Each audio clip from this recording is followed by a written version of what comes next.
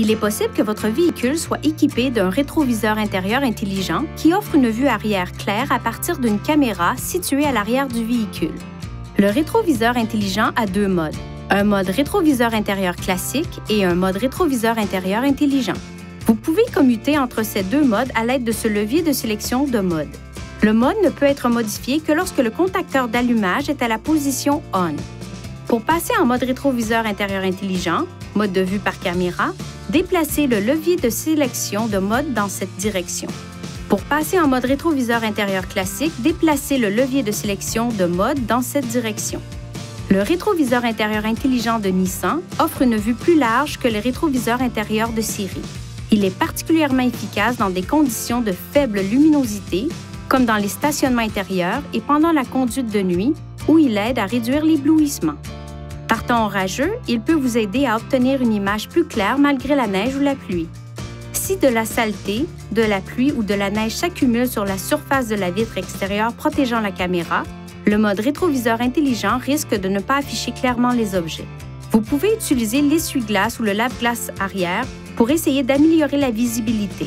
Si ce n'est pas le cas, passez au mode rétroviseur intérieur classique tant que la vitre protégeant la caméra n'est pas nettoyée.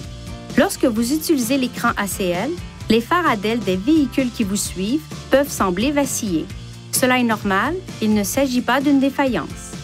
Vous pouvez choisir des réglages d'affichage tels que la luminosité et les angles de caméra.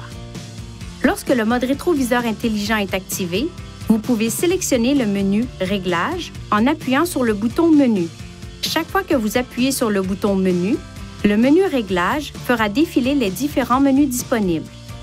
La luminosité de l'écran peut être réglée. Appuyez sur le bouton gauche pour assombrir l'écran et sur le bouton droit pour accentuer la luminosité. L'angle vertical de la caméra de l'écran peut être ajusté.